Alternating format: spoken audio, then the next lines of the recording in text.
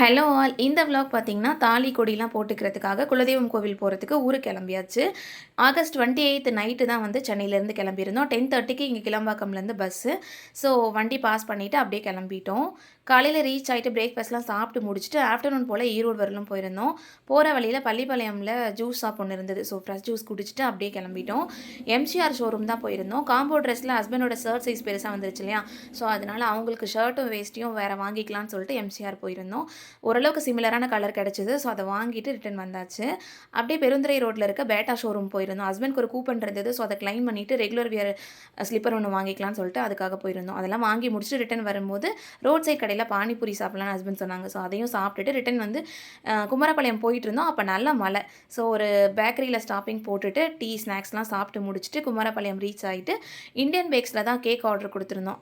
இதுவரைக்கும் ஒரு 2, 3 டைம்ஸ் அங்க ஆர்டர் குடுத்துருக்கோம். ஸோ கிறித்துவோட பர்த்டேக்கு அங்க கேக் ஆர்டர் குடுத்துட்டு ரிட்டர்ன் வீட்டுக்கு போயாச்சு. நெக்ஸ்ட் ஒரு விளாக்ல பார்க்கலாம்.